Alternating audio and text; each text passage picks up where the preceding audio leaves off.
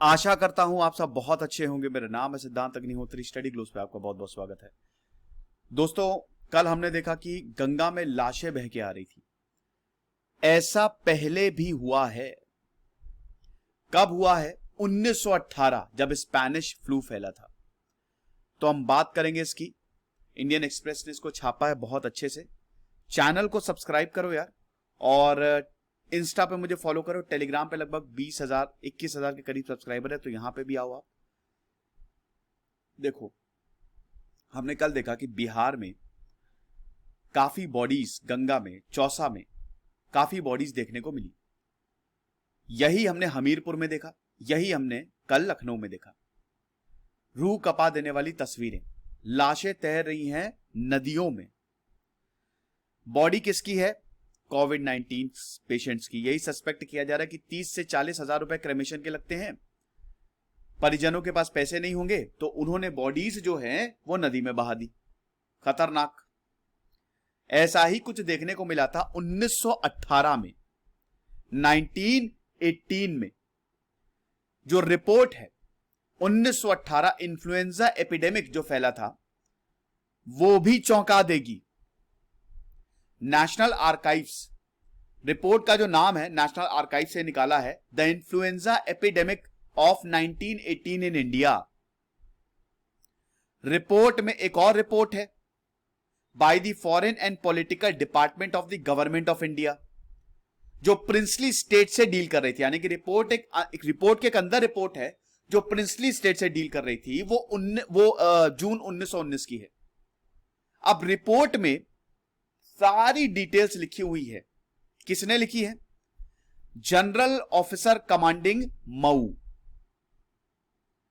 12 नवंबर 1918 को general officer commanding लिखते हैं, बहुत बुरी हालत है।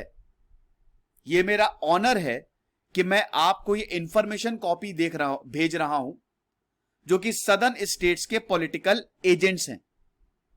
नर्मदा रिवर में पोल्यूशन हद से ज्यादा बढ़ गया है, क्योंकि लाशें बह के आ रही हैं।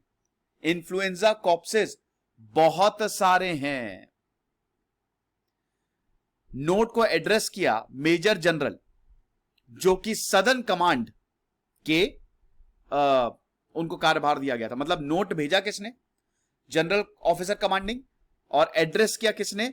मेजर जनरल ने। एक्चुअल रिपोर्ट क्या है नर्मदा रिवर पे? रिपोर्ट शुरू होती है कि नर्मदा रिवर की कंडीशन बहुत बुरी हो चुकी है, पल्यूट हो चुकी है। खालघाट, मध्य प्रदेश में टाउन है ना खालघाट, वहां पे हालत बद से बदतर हो गई है। ढेर सारी लाशें बह के आ रही हैं बिटवीन खालघाट धर्मपुरी। जो नाव वाले हैं वो नदी में नहीं जा पा रहे हैं। लाशें इतनी ज्यादा हो गई हैं, कोई एग्जेजरेशन नहीं है। डेथ्स इतनी ज्यादा हैं, फैमिलीज के लिए उनका अंतिम संस्कार करना लगभग नामुमकिन सा हो गया है। इस रिपोर्ट ने दोस्तों हिला के रख दिया था। आपको बता रहा हूं मैं।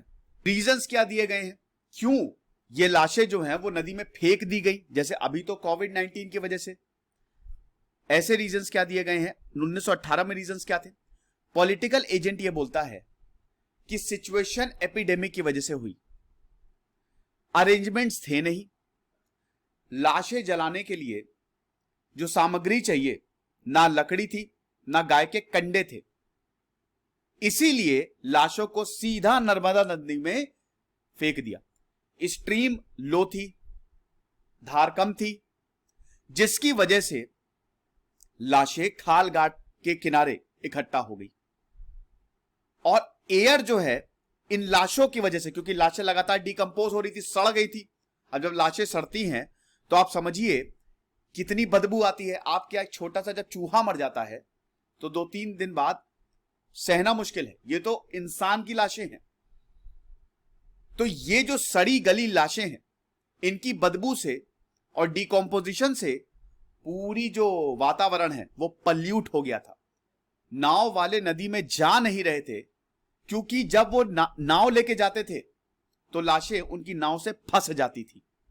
नाव का जाना मुश्किल था। लाशों को चीरते हुए जाना पड़ता था, और स्मेल तो इतनी खराब थी, सांस लेने में भी प्रॉब्लम हो रही थी।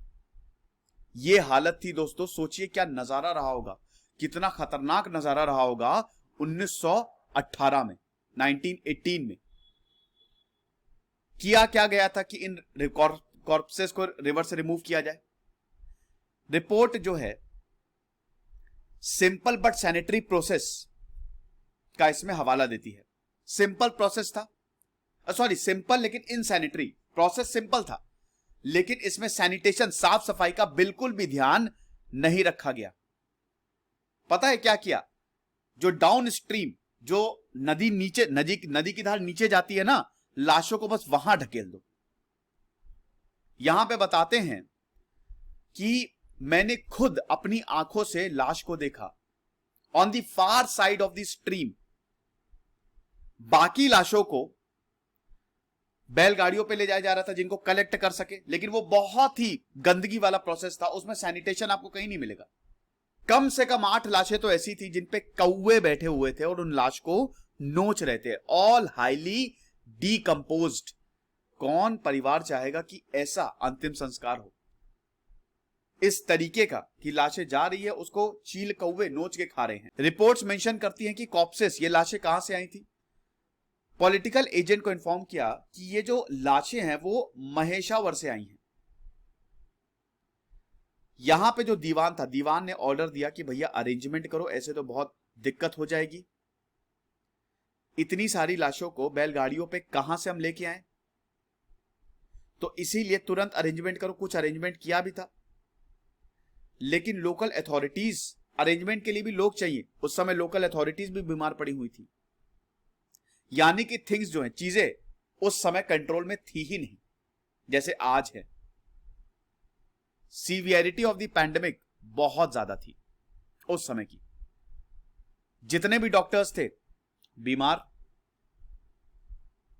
मेडिसिन का स्टॉक खत्म हो गया, इसीलिए मौतें बहुत ज्यादा हो रही थी। गुजरी काकरता में डेली 3 से 4 मौतें हो रही थी। दीवान यह बताता है 4000 से ज्यादा लोग बीमार हैं अकेले धार टाउन में, और उस समय पॉपुलेशन कम थी। 900 डेली, कम से कम 900 लोग डेली हॉस्पिटल में आ रहे हैं, अपना चेकअप करवा रहे हैं। मेडिकल एस्टैब्लिशमेंट डिप्लीट हो चुका है और ये हेल्थ सिस्टम पूरी तरीके से कोलैप्स कर गया था। बहुत ज्यादा मौतें हो रही थी। अब उस समय ना दवाई थी प्रॉपर, ना वैक्सीन था, कुछ भी नहीं था, हेल्थ सिस्टम भी प्रॉपर नहीं था। ये 1918 की बात है। तो आज जो नजारा, आज हमारे पास सब कुछ है लेकिन फिर भी हम देख रहे हैं कि नदियों में लाशें बह के आ रही हैं। तो आज का जो नजारा है वो एक बार और हुआ था, आज से 100 साल पहले 1918 में। लेकिन उस समय की सिचुएशन बहुत ज्यादा खराब थी।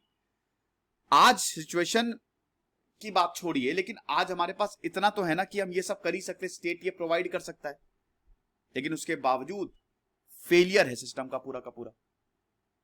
खुश रहिए, पढ़ते रहिए। इधर से सिद्धांत अग्निहोत्री साइनिंग ऑफ।